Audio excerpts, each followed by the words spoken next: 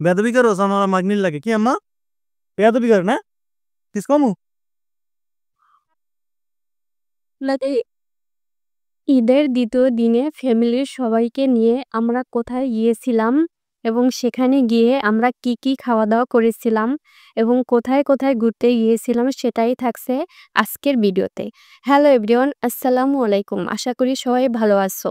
Welcome করছি নতুন একটা ভিডিওতে। বাসা থেকে সবাই রেডি হয়ে বের হয়ে একটা অটো নিয়ে আমরা চলে যাচ্ছি। আমরা মানুষ ছিলাম অনেকজন, তাই অটোতে জায়গা হচ্ছিল না, এক একজন এক একজনের কোলে বসেছিল। তো ভিডিওটা দেখলেই বুঝতে পারবেন, আমার বোন সে আমার আম্মুর কোলে বসেছিল। সে চিকনা পাতলা হওয়াতে সে কোলে বসে যেতে পারছে অনায়াসে। তো এই যে ব্রিজটা দেখতে পাচ্ছেন, এই ব্রিজটা হলো আমাদের বাসার কাছেই। ঈদ কুরবানি আসলে এই ব্রিজটাতে প্রচুর মানুষ হয় এবং সবাই ঘুরতে আসে। তো বলতে বলতে আমরা চলেই আসলাম। তো খালামণিদের বাসায় বেড়াতে যাব, সেখানে তো কিছু নিতে হবে, তাই এখানে লিচুর সিজন এবং আমের সিজন যেহেতু, এখান থেকে আমরা ১০০ লিচু এবং এখান থেকে ৫ কেজি আম কিনে নিয়েছিলাম। লিচুগুলা অনেক ভালো ছিল, অনেক ভালো।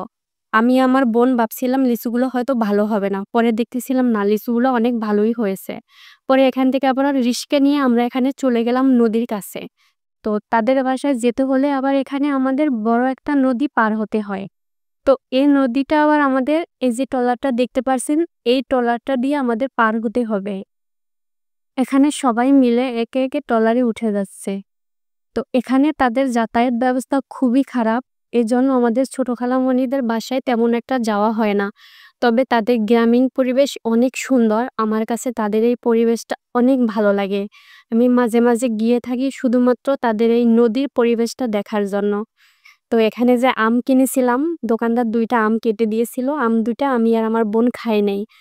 পলিথিনে করে রেখে নিয়ে আসছিলাম। সেটা আম্মু, মামি আর আমার ভাই এখানে ট্রাই করে দেখতেছিল আসলে মিষ্টি কিনা।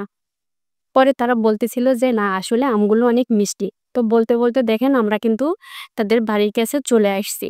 এখানে কিন্তু সবাই অধীর আগ্রহে বসে আছে আমরা কখন আসব। তো বলতে না বলতে আমরা তাদের কাছে চলে আসছি। এখানে কিন্তু ওই যে আমার বোন আর আমাদের সোনা বাচ্চাটা অপেক্ষা করতেছে। তো বাচ্চাটা আমাদেরকে চিনতে পারতেছে না, যেহেতু আমরা অনেকদিন পরে আসছি। এইজন্য সে কি কান্না! কান্না করতে করতে তার আম্মুর কোলে উঠে গেছে। আমাদের কারো কোলেই উঠতে চাচ্ছিল না, তাই আমরা আর কোলে জোরাজুরি করে নেইনি। পরে আমরা বাসার ভিতরে চলে আসলাম। এখন বাসার ভিতরে এসে আমরা সবাই একটু ফ্রেশ হয়ে নিব। যেহেতু আমরা একটু জার্নি করে আসছি, সেহেতু আমাদের একটু ফ্রেশ হয়ে নিতে হবে। তো যে যার মতো এখানে ফ্রেশ হয়ে নিচ্ছিলাম। তারপর দেখতেছিলাম এখানে গাছ পাকা কাঁঠাল দিয়েছে খাওয়ার জন্য। কা না কা কা বেদবি করো আমার মাগনির লাগে কি আম্মা বেদবি কর না কিস কমু কা মাছ দেছে কা মাশাআল্লাহ। কা তো বকা দাও, খায় না কেন? বকা দাও। আম্মুটা বকা দাও তো বলে তো তো মতো দাও দেবে না পাবে কি আম্মু এদিকে আসো হ্যাঁ 500 টাকা লিখে যেতে হবে আম্মু খাওয়া বিড়ালকে। দাও, বিড়ালকে খাবার দাও। হ্যাঁ, মুখে দিও না, বিড়ালকে দাও। এটা খা, দাও, খা, বলো খা, খা। খাবেন না? মাশাআল্লাহ। কিছুক্ষণ আম্মুটার সাথে আমরা দুষ্টুমি করার পরে চলে আসলাম আমরা দুপুরে খাওয়া দাওয়া করতে।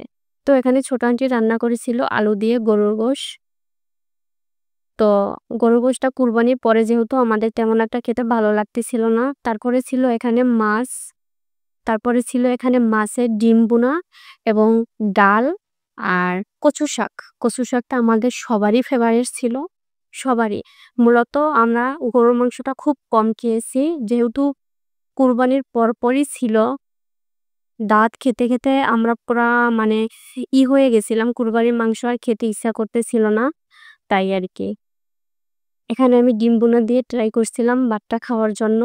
গরুর মাংস ১ পিস নিয়েছিলাম শুধুমাত্র। তো খাওয়ার পরে এখানে একটু পান খেতে হবে, যেহেতু আমরা বাঙালি এবং গ্রামের বাড়িতে দেখবেন খাওয়ার পরে একটা পানের আসর বসে। তো পান-টান খাওয়ার পরে চলে আসলাম একটু ঘোরার জন্য। এখানে দেখলাম খালামণিদের বাসায় আনারস আর লেবু ধরে আছে।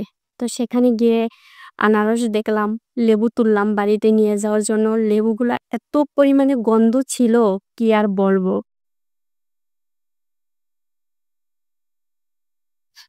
ই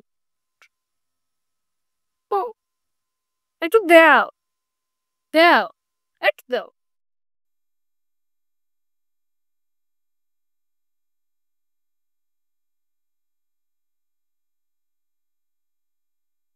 কি সুন্দর বাতাস না? সেটা কি? রাস্তার পাশে মিষ্টি কুমড়া শাক হয়ে আছে। কি সুন্দর হাঁটতেছে আমার আম্মুটা। তাকাও এদিক তাকাও আম্মু এই যে। আহারে এই যে আম্মু এই ভিডিও করি এই যে আম্মু আম্মু ওই চাপড় সাথে কোলেবা ওই আন্টি বিড়াল বাচ্চা আনছে কোলে দেখো।